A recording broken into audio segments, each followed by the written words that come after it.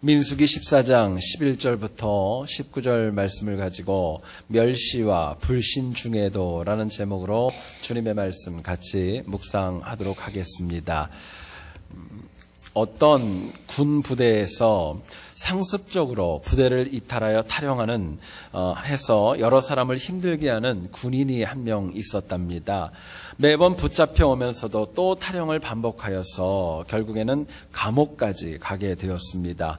그래서 군은 법정에서 이 청년에게 감옥에 수감되는 것을 명하게 되었고요. 그 경위를 갖다 이렇게 설명하였습니다. 군은 할 것을 다 해보았습니다. 교육도 해보았고 기합도 줘봤고 책망과 사정도 했지만 또 탈영을 하고 말았습니다. 이야기를 했어요. 그때 법정에 참석했었던 탈영병의 친구 중에 한 명이 기독교인이었는데 그분이 재판관에게 이렇게 이야기를 했답니다. 군에서 할 일을 정말 다 하셨던 것입니까? 제가 생각하기에 한 가지를 하지 않은 것 같습니다. 이야기를 했습니다. 재판관이 너무너무 궁금해서 도대체 그것이 무엇이냐 묻게 되었습니다. 그러자 이 청년이 이야기를 했습니다. 바로 용서를 한 번도 안 했습니다. 용서를 하지 않았다고 이야기를 했습니다. 재판관이 그 말을 듣고 감동이 되었고요. 결국 그 탈영병을 용서하여 주었고 한 번 더 기회를 주게 되었다고 합니다. 여러분, 한 사람이 멸시와 천대를 받는 중에 사람들이 그를 책망하고 또 꾸중하는 것은요, 상식적인 일입니다. 하지만 그 중에도 용서하라는 말씀을 붙잡고 한 생명을 살리고자 하는 것은 신앙입니다. 신앙과 상식은 다른 것입니다. 오늘 우리가 살아가는 세상은 말로 표현할 수 없을 정도로 패역과 불신이 가득합니다. 그럼에도 불구하고 예수님께서 그런 세상을 구원하기 위해서 이 땅에 오셨습니다. 신앙인은 그렇기 때문에 멸시와 불신이 가득하다 할지라도 우리가 이 땅에서 상식보다는 신앙에 맞추어서 살아가야 마땅한 것입니다. 같이 읽은 본문의 내용을 보면 하나님은 이스라엘을 심판하시고 모세에게 새로운 민족을 주시겠다 말씀하십니다. 당시 이스라엘은요, 가나안 정탐 후에 온 백성이 밤새 통곡을 하면서 하나님과 모세를 원망하였습니다. 모세가 아무리 많은 이야기를 해도 듣지 않았고요. 돌을 들어서 여호수아와 갈렙을 치려고 하는 지경까지 가고 말았습니다. 어쩌면 출애굽한 다음에 모세가 당하는 가장 큰 어려움과 멸시와 굴욕의 순간이 아닌가 생각해 봅니다. 하지만 모세는 이것을 세상적인 상식으로 임하지 않고요. 하나님을 믿는 신앙으로 임하여 이 어려운 시기를 이기고 또 패역한 이스라엘 백성을 살리는 데에 일익을 감당하게 됩니다. 여러분, 사람은요, 이 땅을 살아가다 보면 때로는 인정받을 때도 있고 억울하게 멸시와 무시를 당할 때도 있습니다.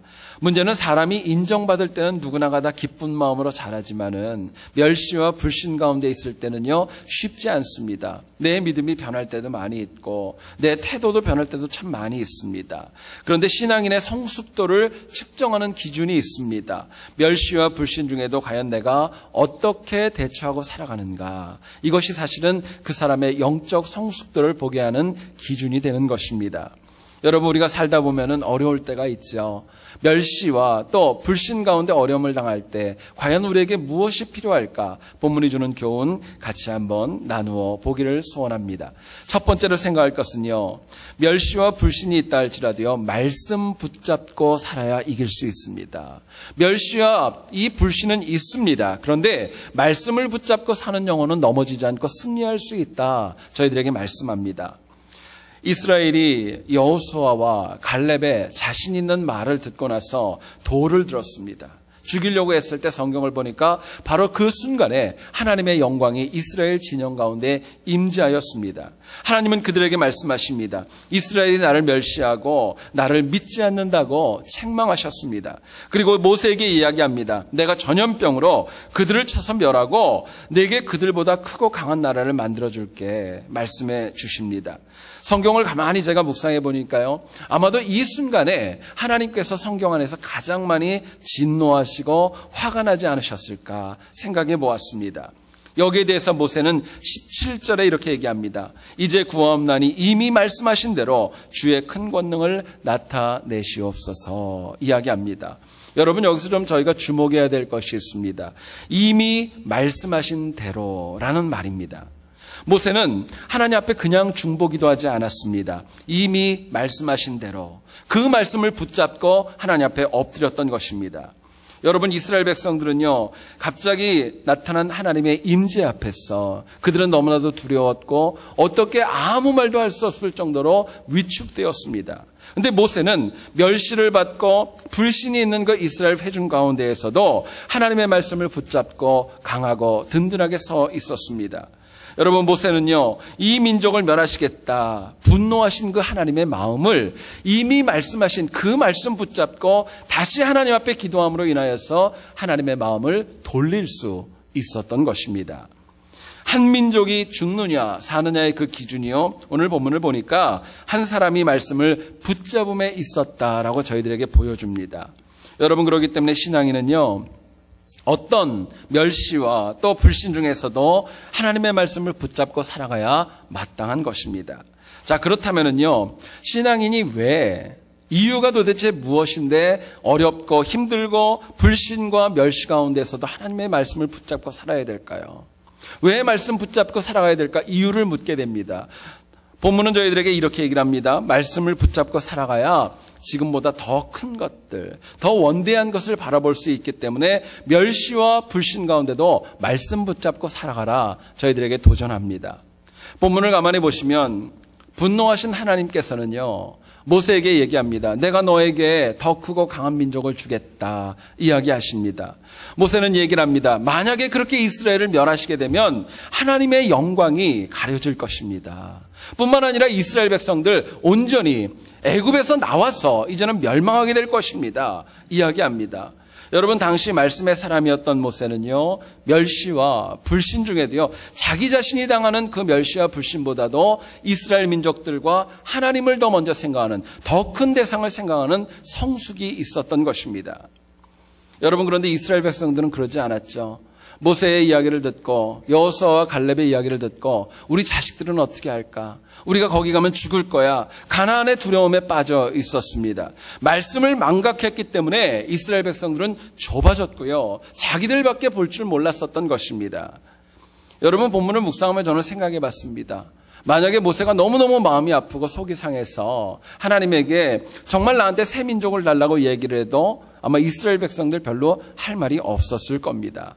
그런데 모세에게는요, 이미 말씀하신 주님의 말씀을 붙잡고 있었기 때문에 그는 자기 자신보다도요, 민족을 생각하게 되었고 하나님의 나라를 먼저 생각하고 하나님의 영광을 먼저 생각하는 영적 성숙이 그에게 있었던 것입니다.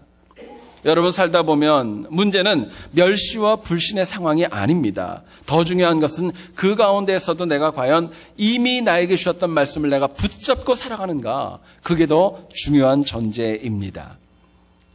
성경을 보면 아닥사스다 왕 때에 유대인 모르드게가 아각 사람 하만에게 절을 하지 않았어요. 졸지에 유대인들은 어느 날 갑자기 불신과 멸시 가운데 멸절당한 위기에 처하는 것, 성경을 보면 알 수 있습니다. 다급했습니다. 모르드게는요, 이곳저곳 알아봤지만 방법이 없어서 감사하게도 에스더가 그 나라의 왕후였기 때문에 그 조카에게 찾아가서 도움을 청합니다. 처음에는 굉장히 주저했었던 에스더, 나중에는 여러분 잘 아시는 고백과 같이 죽으면 죽으리라, 이 말씀을 가지고 담대한 마음으로 금식을 시작하며 민족을 위해 엎드리기 시작합니다. 에스더는요, 왕으로서 개인적인 것보다 더 큰 민족을 생각했던 것입니다. 자기가 누리는 평안보다 이스라엘 민족의 미래와 하나님의 영광까지도 먼저 생각을 했던 것입니다. 어려운 가운데에서도 철저하게 말씀을 붙잡았고 죽으면 죽으리라고 하는 확신이 그 여인에게 있었던 것입니다. 여러분, 생각해 보면은요, 에스더는 당시에 얻을 수 있는 것보다 잃어버릴 것이 더 많이 있었습니다. 외면해버리고요, 그냥 혼자 평안하게 있었으면은 그 삶이 평안할 수도 있었을 거예요. 그런데 에스더는요, 말씀을 붙잡았고 자기 자신보다는 이스라엘 민족과 하나님의 영광과 더 원대한 것을 바라볼 줄 아는 지혜로 그 민족을 구할 수 있었고 불임절 재정에 큰 기여를 하게 되었던 것입니다. 여러분, 현대인의 문제가 있습니다. 철저하게 개인이 중요하게 여겨집니다. 전체와 타인을 외면하는 거 이제는 아무렇지도 않습니다. 현대 철학을 얘기하면서 포스트 모더니즘이라는 얘기를 참 많이 하지요. 여러분, 이건 딴 거 아닙니다. 남이야 어떻게 되든 말든 나만 좋으면 된다는 거예요. 내가 좋은 게 선한 것이고 내가 가장 선하게 여기는 것, 그것이 가장 중요하다는 사고가 포스트 모더니즘의 시작입니다. 여러분, 일단은 세상 그 무엇보다도 내가 제일 중요하고요, 내 가족이 중요하고요, 내 공동체만 중요한 것입니다. 그렇기 때문에 다른 사람들의 당하는 어려움, 아픔, 하나님 나라가 어떻게 누가 되는지 이런 거 생각하지 않는 것입니다. 그런데 여러분, 개인이요, 나만 할 때는요, 결국에는 나도 죽고요, 상대방도 어려워지고 하나님의 영광도 가려질 수밖에 없는 것이 영적인 이치인 것입니다. 지난 11월 14일 한국에서 굉장히 화제가 되었던 신문 기사가 있었습니다.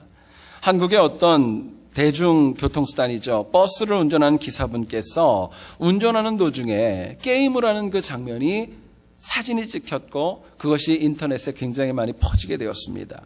당시 버스에는요, 승객이 적지 않았습니다. 버스가 잠깐 정지 신호 앞에 대기 중에 있는 가운데 있었습니다. 그런데 그 상황에서 기사분이 그 짧은 시간 속에서 자기의 휴대폰을 꺼내게 되었고 게임을 하고 있는 것이 뒤에 서 있던 청년이 사진을 촬영을 해서 인터넷에 올리게 되었던 것입니다. 다행히요, 아무 사고도 일어나지는 않았습니다. 근데 문제는요, 이 기사를 접했었던 많은 사람들의 의견이 완전히 양분되어지고 말았습니다. 어떤 분은 이렇게 얘기했습니다. 정지 상황에서 운전자가 짧게 쉴 수 있다는 것을 침해하는 것은 우리가 할 일이 아니다, 이야기를 했습니다. 그러나 어떤 분들은 또 이렇게 얘기를 합니다. 그래도 많은 승객과 생명을 담보 잡아서 그렇게 무책임하게 게임을 한다는 것은 옳은 거 아니다, 비판을 하였습니다. 여러분 생각은 어떻습니까? 뭐가 옳다고 여겨주십니까? 여러분, 참 놀라운 것은요, 운전자가 일하는 가운데, 그것도 운전하는 중간에 개인의 재미를 위하여서 그거 먼저 생각해서 자기만 생각하는 거, 이거 절대로 하나님 기뻐하실 일 아니라는 것입니다.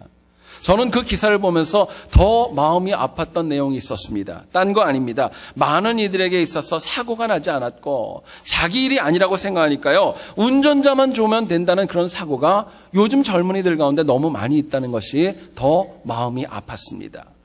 여러분, 사람은 사회적 존재이기 때문에 절대로 혼자만 생각할 수 없고요, 혼자만 생각할 수도 없는 것이 오늘의 현실입니다. 예수 그리스도께서 이 땅에 오신 이유가 있습니다. 당신을 위해서 온 거 아닙니다. 우리를 위해 오신 것입니다. 우리를 구원하시고 우리를 구원하실 뿐만 아니라 하나님 나라를 이 땅에 세워주시고 천국으로 이끌기 위해서 예수 그리스도가 이 땅에 오신 것입니다. 여러분, 그리스도를 따라가는 것, 그분이 갔던 길을 갖다 추종하는 것, 그것이 바로 신앙인의 의무이고 삶인 것입니다. 여러분, 그렇기 때문에요, 우리가 이 땅을 살아갈 때 나만 아는 편협함, 내 위주로 살아가는 것은요, 절대로 하나님 기뻐하실 것이 아니라고 말씀하는 것입니다. 얼마 전에 제가 인터넷을 보다가 발견한 기사인데요, 참 많이 재미있었습니다. 한번 들어보시죠. 어떤 학생이 이 공상을 하는 걸 굉장히 좋아했던 것 같아요. 혼자 앉아서 생각을 해봤습니다. 내가 전생에는 무엇이었을까? 물론 기독교하고는 맞지 않습니다. 근데 내 전생이 무엇이었을까 생각해 보았습니다. 그러다가 잠이 들었어요. 꿈을 꾸었습니다. 근데 꿈을 꿨는데요, 가만히 이렇게 보니까 여러 사람이 앉아가지고 자기한테 고개 숙여 절하는 모습을 굉장히 많이 보게 되었던 것입니다. 꿈속에서 누군가가 물어봅니다. 네 전생에서 네가 무엇이었는지 이제는 알겠냐? 물어봤어요. 그랬더니 이 청년이 으쓱해가지고 꿈속에서 이렇게 대답을 했답니다. 내가 아마도 전생에 왕이었던 것 같습니다. 다 오면 나한테 절을 하니까 얼마나 내가 높은 사람이었는지 모르겠습니다, 얘기를 했어요. 그랬더니 꿈속에서 그 사람이 혀를 끌끌 차면서 얘기하더랍니다. 아니다, 너는 전생에 돼지머리였단다, 이야기를 하더래요. 여러분, 사람의 특징이 있어요. 누구나가 다 죄성이 있기 때문에 모든 것을 다 나 유리한 대로만 생각합니다. 그렇죠? 또 내게 좋은 것으로만 생각합니다. 타인에게는 엄격하지만 내 자신에게는 얼마나 많이 관대한지 모릅니다. 그러나 말씀을 붙잡고 살아가는 신앙인의 삶은 오히려 타인에게 관대한 모습으로 나타납니다. 말씀을 붙잡고 살아가는 분은 나보다는 먼저 주변 사람을 생각하고 나보다는 먼저 교회 공동체와 하나님 나라와 하나님의 영광을 먼저 생각하는 것, 그것이 바로 멸시와 불신 가운데 승리하는 삶이라고 할 수 있습니다. 여러분, 우리가 이 땅을 살아갈 때 때로는 누군가 나를 이해하지 못하고요, 오해해서 나를 멸시하고 나를 믿지 않을 수도 있습니다. 특히 잘못된 것도 없는데 생각지 않게 생긴 오해는 나를 더 힘들게 할 때도 있어요. 그럴 때 나만 생각하고 내 이기심대로 붙잡혀 살아가는 것은요, 누구나 할 수 있는 것입니다. 문제는 그러는 가운데는요, 하나님의 능력과 하나님의 권능은 절대로 임하지 않는다는 데 있습니다. 여러분, 신앙인은요, 생각지 않은 멸시와 불신이 있다 할지라도요, 더 강하게 하나님 말씀 붙잡아야 될 것입니다. 이전에 주셨던 말씀 다시 한번 되돌아보면서 그것이 과연 나에게 어떤 교훈을 주고 지금 이 시대에 나에게 주는 말씀이 무엇인가 다시금 찾을 수 있어야 됩니다. 여러분, 그렇게 말씀이 깊이 역사할 때 멸시와 불신 가운데서도 나보다는 더 큰 공동체와 하나님 나라를 볼 수 있는 지혜가 생기는 것입니다. 여러분, 말씀에 붙잡히면은요, 나를 힘들게 했던 분들, 나와 좀 관계가 좋지 않았던 분들 측은하게 여길 수 있고 사랑할 수 있고요, 그분들을 위해 저희들이 엎드려 기도할 수 있는 것이 하나님의 은혜입니다. 여러분, 신앙생활은요, 그럼에도 불구하고 나를 넘어서 더 많은 사람들, 하나님 나라를 바라보고 사랑하는 것, 그것을 저희들에게 신앙생활이라고 합니다. 여러분, 이 삶은 쉽지 않습니다. 그런데 하나님이 그렇게 살아가기를 원하십니다. 여러분, 그래서 나를 통해 주변이 살아나고 나를 통해 교회 공동체가 더 든든히 서가는 거, 하나님이 우리에게 원하시는 것입니다. 여러분, 결국 문제는 내가 그럼에도 불구하고 말씀을 붙잡고 얼마나 큰 미래를 볼 수 있는가, 얼마나 더 높게 볼 수 있는가, 얼마나 더 멀리 볼 수 있는가, 이것이 중요한 문제입니다. 간절히 바라는 것, 여기에 있는 우리 모두가 다 때로는 살면서 당하는 어려운 멸시와 불신이 있다 할지라도 하나님 말씀 붙잡고 더 크고 더 높고 더 깊은 그 성숙함을 바라보는 승리가 있기를 주님의 이름으로 축원드립니다. 두 번째로 생각할 것은요, 우리가 멸시와 불신 중에서도요, 우선 사람을 살리는 일에 헌신할 줄 알아야 됩니다. 사람을 살리는 게 이게 제일 중요한 거예요. 19절을 한번 보시죠. 구하옵나니 주의 인자의 광대하심을 따라 이 백성의 죄악을 사하시되 애굽에서부터 지금까지 이 백성을 사하신 것 같이 사하시옵소서 이야기합니다. 여러분, 모세가 이 민족을 멸하리라 말씀하신 하나님 앞에서 정말 간절한 마음으로 엎드렸습니다. 여러분, 왜 엎드렸을까요? 이유는 딴 거 없습니다. 이스라엘 백성들 살리겠다는 것입니다. 이들이 멸망당하고 이들이 패역해서 심판받는 거 원하지 않고 살리겠다는 마음이 가장 강했던 것입니다. 여러분, 모세가 봐도요, 하나님 조금만 더 분노하셨으면요, 진짜 심판해가지고 이스라엘 백성들이 멸절당할지도 모르는 순간이었었습니다. 그렇기 때문에 먼저 어떻게 섰는지 간에 이 백성 살려야 되겠다는 마음으로, 간절한 마음으로 엎드려서 하나님 앞에 간구했던 것입니다. 여러분, 이스라엘이 살아야 회개할 수도 있고요, 하나님의 영광이 나타날 수 있기 때문에 모세는 너무도 절박했던 것입니다. 모세는 그렇게 많은 멸시와 천대를 받았지만은요, 다른 생각 아무것도 없었습니다. 이 백성 일단 살리고 보겠다는 거, 그 생각밖에 없었던 거예요. 여러분, 이렇게 엎드리니까요, 다음 주에 저희들이 묵상하겠지만 민수기 14장 20절을 보면 성경이 이렇게 얘기를 합니다. 여호와께서 내가 네 말대로 사하노라 말씀하십니다. 간절히 살리기를 원했을 때 하나님이 살려준 거예요. 그 기도를 들어주셨던 겁니다. 여러분, 잊지 마셔야 될 것, 우리가 살아가면서 때로는 멸시와 불신이 있다 할지라도요, 그럼에도 불구하고 우리의 포커스는 사람을 살리는 것에서 흔들리지 말아야 된다는 것을 말씀합니다. 어떤 청년이 바닷가를 거닐다가 멀리에서 사람 살려 하는 소리를 듣게 되었습니다. 놀래가지고 재빨리 가보니까요, 한 사람이 물에 빠져가지고 소리치고 있었습니다. 나를 좀 빨리 구해줘, 나를 빨리 좀 구해줘 이야기를 했습니다. 근데 놀랍게도 가까이 갔는데 그 물에 빠져 허우적거리는 사람을 이 청년이 구해주지를 않는 것입니다. 결국에는 지나가던 다른 청년이 와서 그 사람을 구하게 되었고, 인공호흡을 한 다음에 먼저 왔던 청년에게 항의하듯이 이야기합니다. 왜 당신은 먼저 왔는데 저 죽어가는 사람을 보고 살려주지 않는 거냐고 물어보았습니다. 그러자 그 청년이 얘기했대요. 조그만 자식이 기분 나쁘게 계속 반말을 하잖아요. 존댓말 한마디만 했으면 내가 구해주려고 했는데 반말해가지고 그거 구해주지 않았다고 불평을 하더랍니다. 여러분, 생각해 보시죠. 사람은요, 어디서 누구와 무엇을 해도 항상 살리기 위해 이 땅을 살아야 됩니다. 그렇다면 우리가 멸시와 불신 중에도 누군가를 살리기 위해서, 정말 죽어가는 영혼을 갖다 살리기 위해서 우리에게 뭐가 필요할까 묻게 됩니다. 본문은 모세의 모습을 통해 저희들에게 도전합니다. 하나님 앞에 간절한 중보 기도가 있을 때, 중보 기도할 때 비로소 멸시와 그 불신 가운데도 죽어가는 사람 살릴 수 있다 이야기합니다. 본문을 보면 모세는요, 백성들이 그 억압 가운데 못 이겨서 엎드리게 됩니다. 딴 거 하지 않았습니다. 하나님 앞에 모세가 이스라엘 백성을 위해서 얼마나 간절히 기도하는지 모릅니다. 잠깐만 생각해 봐도요, 모세의 중보 기도는요, 절대로 가볍지 않았습니다. 얼마나 진지했는지 몰라요. 생각을 한번 해보시죠. 이스라엘 백성들이 40일 동안이나 기다려가지고요, 12명이 와가지고 얼마나 희망적인 소식을 기다렸겠습니까? 근데 10명이 와서 악평을 전하고 말았습니다. 근데 여호수아와 갈렙은 괜찮다고 얘기를 하는 거예요. 그러나 그들이 그 말을 믿지 않았고 돌을 들어가지고 여호수아와 갈렙을 죽이려고 했던 것입니다. 그 가운데 하나님께서 갑작스럽게 임재하셔서 이스라엘 백성들에게 말씀하셨습니다. 여러분, 하나님 말씀하신 내용이 딴 거 아닙니다. 이 백성 멸하겠다는 거예요. 모세에게 내가 너에게 더 큰 민족을 주겠다 말씀하시는 겁니다. 여러분, 모세가 그 음성을 듣고 얼마나 다급했겠습니까? 그 마음속에 어떤 마음으로 하나님 앞에 엎드렸겠습니까? 이런 마음은 아니었을 거예요. 살려주시면 고맙고 안 살려줘도 괜찮아요. 이런 마음은 아니었을 겁니다. 무슨 일이 있어도 반드시 살려주셔야 된다는 간절함과 뜨거움으로 중보하며 엎드렸던 것입니다. 어쩌면 성경에는 나오지 않았지만 모세가 울었을지도 모르겠습니다. 눈물로 구했을지도 모르고 두렵고 떨림으로 하나님 앞에 엎드려 백성의 죄사함을 구했을 것입니다. 멸시와 불신 가운데 사람을 살리는 것은요, 인간의 결단과 각오로 살리는 거 아닙니다. 우리가 당하는 어려움 가운데 처한 영혼을 구하는 것은요, 사람이 구하는 거 아닙니다. 나의 중보 기도가 이루어질 때 하나님께서 그 영혼을 구해 주시는 것입니다. 여러분, 하나님께서 인간의 각오와 결단이 아닌 중보 기도에 비로소 움직이시고 응답하시고 역사해 주시기 때문에 그렇습니다. 성경을 보면 사무엘상 12장 23절에 이렇게 얘기합니다.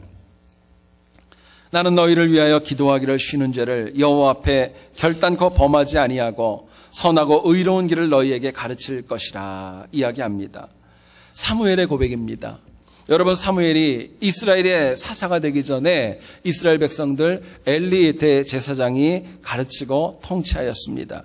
여러분 아시는 대로 엘리 대제사장은요, 하나님보다 자식들을 더 소중하게 여겼고요, 당연히 이스라엘 백성들을 위하여서 중보하지 않았을 것이 분명합니다. 만약에 중보했다면 하나님이 그렇게 평하지 않으셨을 거예요. 이를 잘 알았기 때문에 사무엘은 사람들 앞에 선언합니다. 백성을 위해 중보하지 않는 것 죄라고 얘기를 합니다. 여러분, 중보하지 않는 건 죄라고 얘기를 해요. 사무엘이 이스라엘을 통치하면서 정말 많은 문제점들이 회복되어지고 치유되어집니다. 사무엘이 능력이 있고 어려서부터 성막에서 자랐기 때문도 이유가 있습니다. 근데요, 더 중요한 것이 있습니다. 이스라엘 백성을 위해 중보 기도했기 때문이었습니다. 간절히 기도했을 거예요. 엎드려서 기도했을 것이고 그들을 위해 기도하는 것이 얼마나 뜨거웠는지요. 성경을 보게 되면은 이스라엘의 왕정 사울과 다윗이 사무엘의 손에 세워지게 되고요, 흐트러졌던 영적인 기강들이 사무엘 이후에 바르게 서게 되는 것입니다.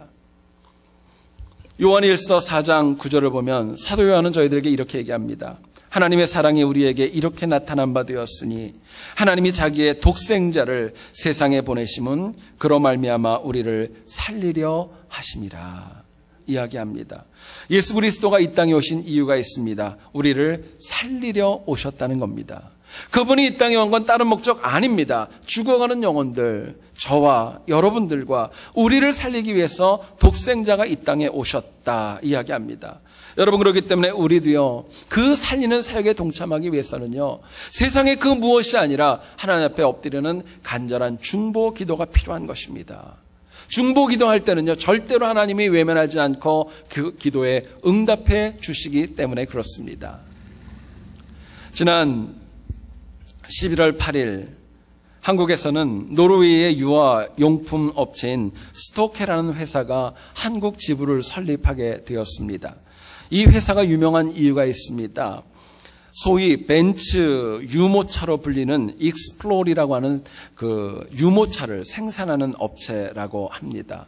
여러분들 가운데도 익스플로리라고 하는 그 상표를 들어보신 적이 있나요? 여러분, 그 유모차가 하나가 가격이 무려 1,700불이랍니다. 한국 돈으로 170만 원이래요. 엄청나게 비쌈에도 불구하고요, 없어서 못 판답니다. 없어서 못 판대요. 신문을 보니까 얘기합니다. 익스플로리의 13%가, 세계 생산량의 13%가 한국 땅에서 팔리고 있답니다. 지금까지 국가별 판매를 가만히 보니까요, 한국이 부동의 세계 제1위랍니다. 참 놀라운 얘기죠. 더 놀라운 것은요, 한국보다 국민소득이 2배나 높고 아이들의 출산율이 무려 9배나 많은 이 미국보다도 한국에서 팔리는 익스플로리가 무려 2배가 된다는 겁니다. 참 여러분 대단해요. 물론 한국이 자녀를 좀 적게 낳고 하나만 낳기 때문에 그 자녀에게 가장 좋은 것을 주기를 원하는 그 부모의 마음 조금은 이해합니다. 물론 이와 같은 그 명품을 갖다 주기 위해서요, 사실은 신문을 보니까 그런 얘기도 하더라고요. 부모님의 노력만이 아니라 할머니, 할아버지도 지갑을 열어야 된대요. 그러니까 아이 유모차 하나 사주기 위해서 같이 노력을 해야 된다는 겁니다. 참 생각하면 너무 기가 막히죠. 자, 그러면 질문이 있어요. 과연 명품으로 그렇게 키우면은요, 아이가 영적으로 살아날까요? 여러분, 풍요롭게 키우게 되면 그 아이가 살 수 있을까? 저희들이 묻게 됩니다. 여러분, 그렇지 않다는 거, 가장 풍요롭고 세계 최강국인 이 땅 미국이 영적인 능력을 잃어가는 것을 보게 되면 그 답을 알 수 있는 겁니다. 여러분, 사람을 살리는 것은요, 잘 들으셔야 될 것, 인간의 정성과 관심, 물질적인 지원으로 사는 거 아닙니다. 물론 이것이 필요합니다. 근데 더 중요한 것은요, 정말 사람을 살리는 능력은 관심과 사랑으로 그 영혼을 위해 중보기도하는 것입니다. 중보하는 거예요. 여러분, 중보기도는요, 누군가를 내 마음에 깊이 품는 것입니다. 그리고 그 영혼을 대신하여 내가 하나님 앞에 엎드리는 거예요. 그냥 단순하게 그 이름 불러가면서 기도하는 것이 아니라 그 사람의 사정과 아픔과 눈물과 그 사람을 정말 애절하게 사랑하는 마음으로 기도하는 거, 그것이 중보기도입니다. 시간을 내야 되고요, 그 사람에 대한 사랑의 마음이 절절해야 엎드릴 수 있는 게 중보기도인 것입니다. 여러분, 그렇기 때문에 중보기도는 쉽지 않지만 사람을 살리는 능력으로 나타나는 것입니다. 초대교회의 중보기도가 헤롯 아그리파 2세에게 투옥되었던 베드로를 살렸죠. 요나가 물고기 뱃속에서 간절히 중보기도함으로 인하여서 니느웨의 앞뒤를 가리지 못하는 18만 명을 살릴 수 있었습니다. 뿐만 아니라 사도 바울의 중보기도가 수많은 초대교회에 소아시아에 있었던 많은 죽어가는 이방인들을 살릴 수 있었습니다. 여러분, 누군가 멸시와 불신과 같이 힘든 상황이 있다 할지라도 사람을 살리려면요, 중보하는 무릎, 엎드리는 그 간절함 놓치지 말아야 됩니다. 정말 죽어가는 영혼을 살리고 싶고 그 영혼을 사랑한다면요, 여러분, 딴 거 없어요. 위하여 기도해 주는 겁니다.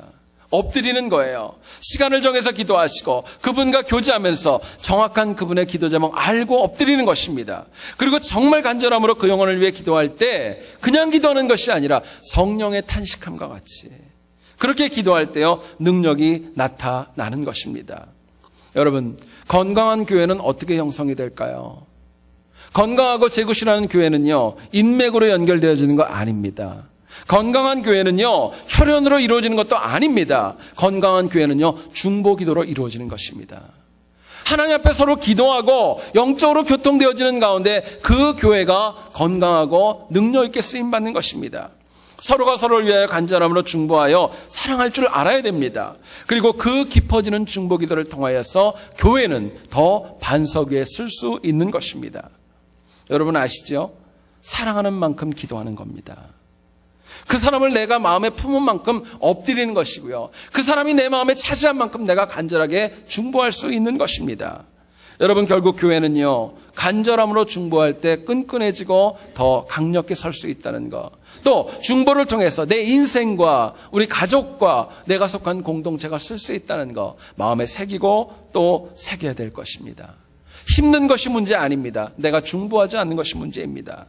여러분, 중보기도는요, 다시 강조합니다. 나만 사는 거 아닙니다. 타인도 살고요, 하나님의 영광도 드러나는 것입니다. 여러분, 우리가 살아가는 세상이 너무너무 패역하죠.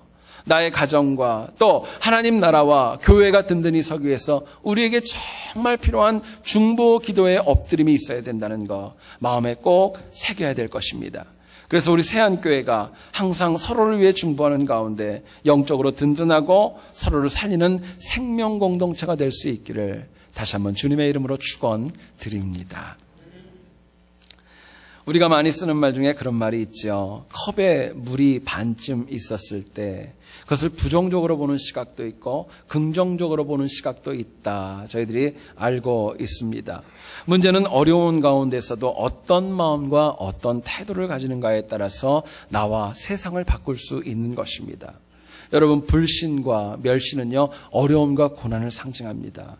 그러나 그럼에도 불구하고 말씀을 붙잡고 더 큰 것을 바라보는 성숙함으로 살아갈 때 승리할 수 있습니다. 멸시와 불신 중에도 간절한 중보 기도를 통해서 내 주변을 살려나갈 때 나도 함께 살 수 있는 것입니다. 그래서 우리가 멸시와 불신 중에도 하나님 다시 주시는 은혜로 더 큰 승리와 성숙이 있기를 다시 한번 주님의 이름으로 간절히 축원드립니다. 우리 같이 이 시간에 기도하기 원합니다. 우리 두 번째 했던 곡이죠.